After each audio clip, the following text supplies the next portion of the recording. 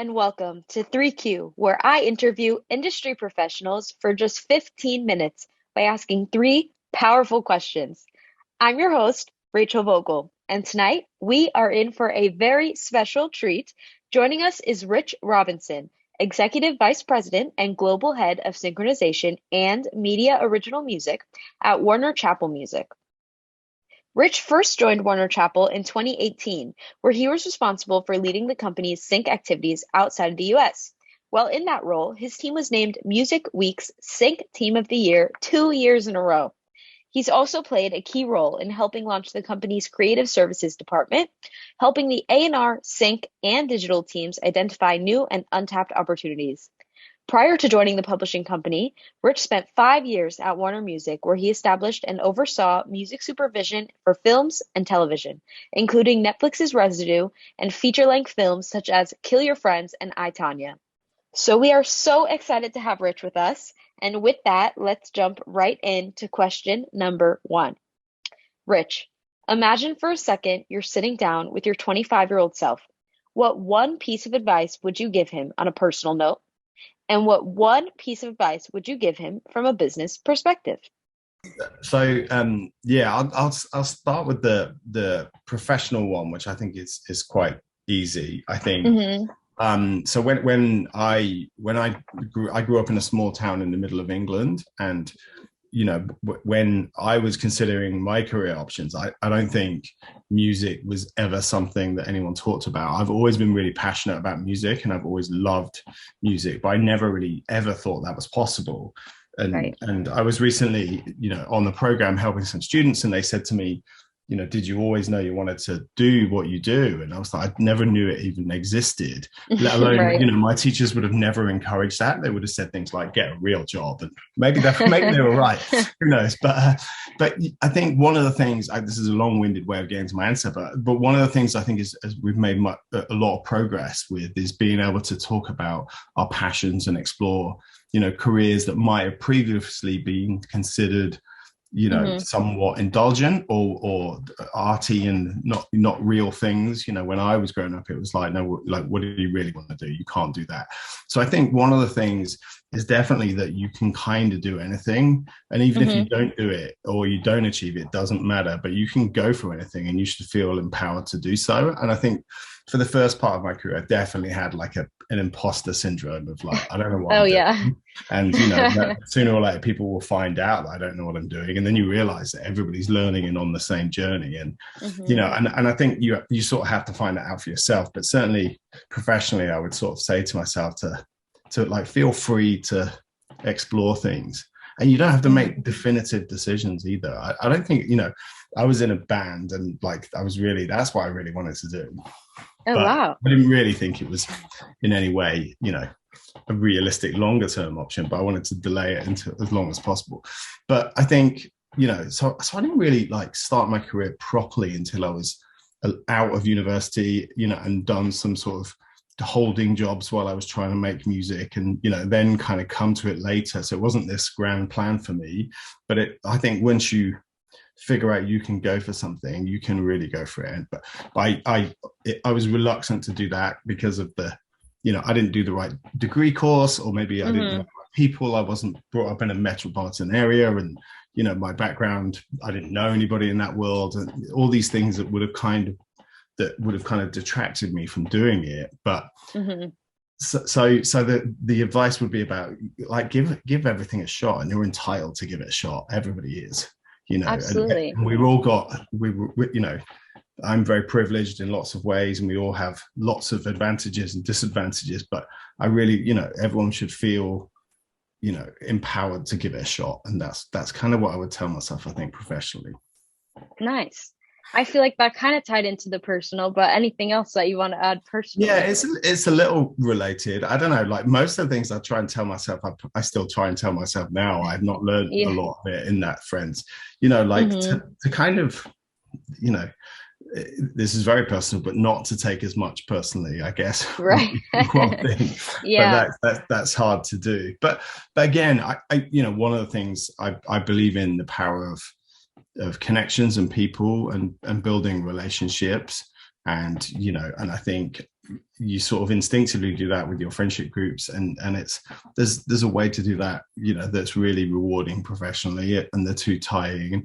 But I think, I kind of always felt like I want to do it slowly and properly. Anything like Yeah. you build relationships and pay them off. I know some people might be a little bit more kind of in a rush to get things done, but I believe in a bit of the long game. I guess it's a bit of karma, all that sort of stuff, that it pays off in the end. So yeah, I think that kind of belief, and there's a fine line between belief and arrogance, I suppose, in some sense, but feel that you can go for stuff, I think it does cross a little bit of both, I guess.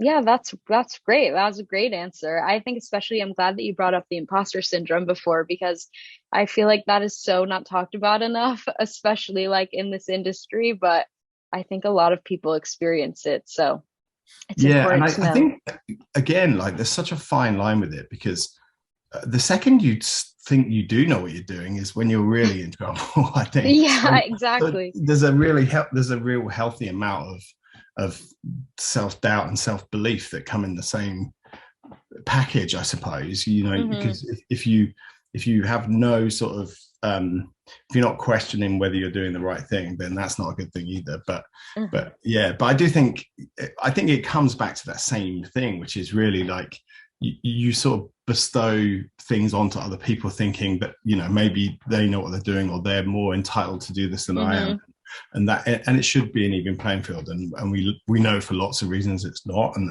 but we can all kind of do a bit about it, I suppose, and feel that way.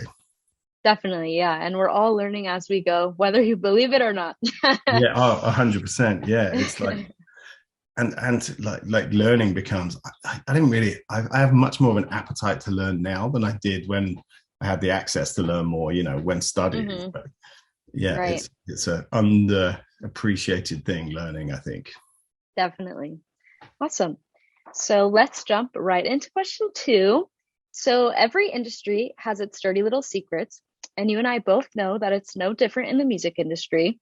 And sometimes people think that's a bad thing, but that's not always the case. Sometimes they can be quite good. What's one secret you would like to share with our listeners about the industry?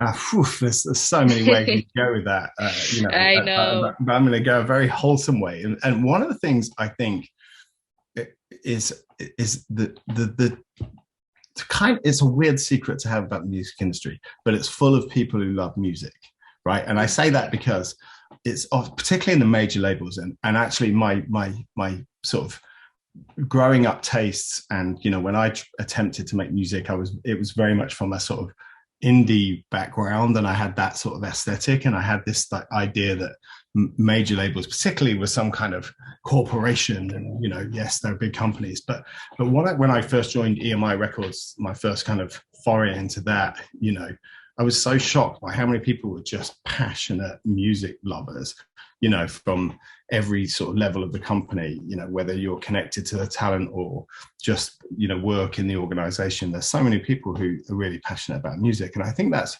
a slightly underappreciated fact about majors in particular. And I think Hmm. it's a secret. I'm not sure how dirty that one is, but It's okay. I think there's a bit of a secret in that is the case and is underappreciated. But I was trying to, thinking about that. There's a ton of things, and it's a collection of individuals, obviously, and there's lots of different Hmm. situations around that.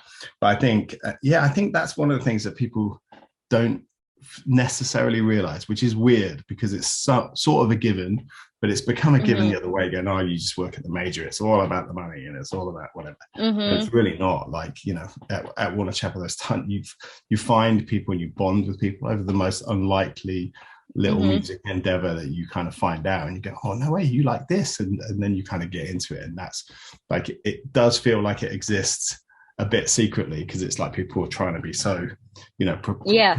very professional front, and they're kind of like Hmm. secret music lovers in the music company. So yeah, that's what I think. Yeah, that's great. I think also going off of that, like how the music industry can is very competitive. Just it just is. And so like starting off, going through internships and everything, it kind of like weeds out the people, but you don't realize it until you get to your job, and everybody there like made it because they love music.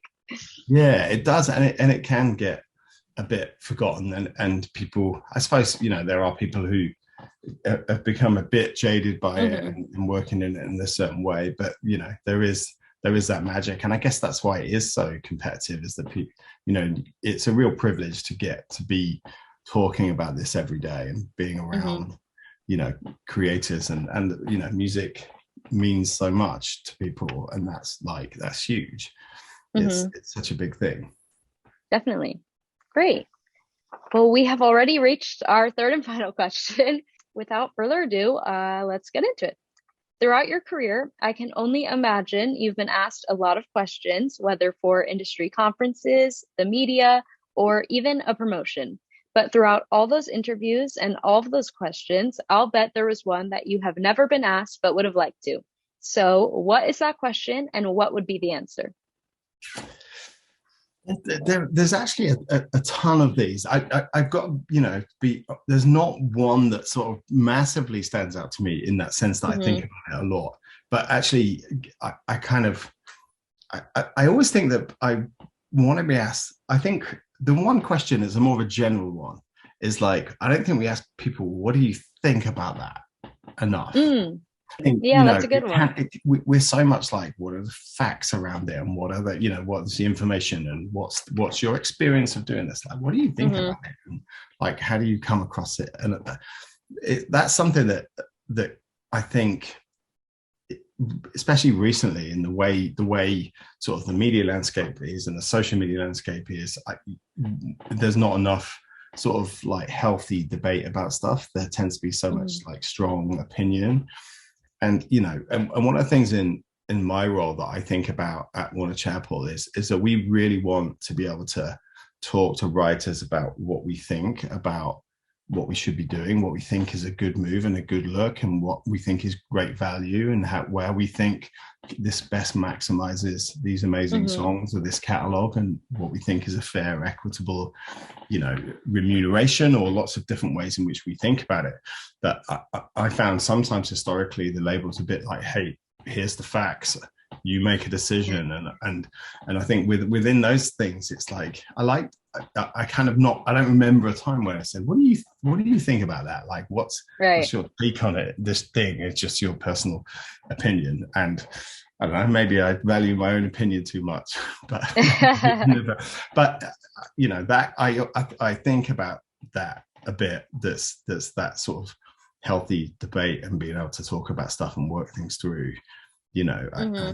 Um, yeah, being able to perceive, again, like at Warner Chappell, we like to perceive ourselves as experts in this space and Hmm. understand how it works. And it's not saying that your experience or your opinion is always exhaustive, but you've got a huge amount of value to give in your experience in that situation. So what do you think? Like, so, Hmm.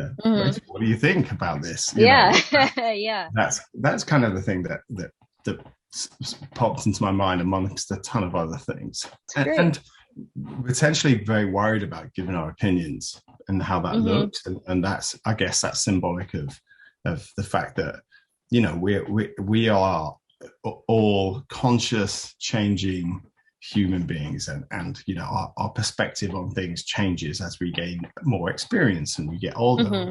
Our mind and bodies change along with everything that changes around us, and our opinions change, and that's okay, and hopefully we change, and if we make mistakes, you move on. And I think people are very afraid to give their opinion because of how it might be reflected in another way, or later down the line. And but yeah, the whole, like, gaining a perspective on what's going on in your day to day and your work life particularly, and being able to kind of give that kind of advice, I think is really Hmm. valuable.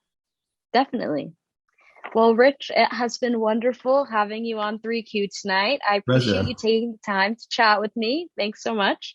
And to my 3Q listeners, I know you enjoyed hearing from Rich as much as I enjoyed speaking with him.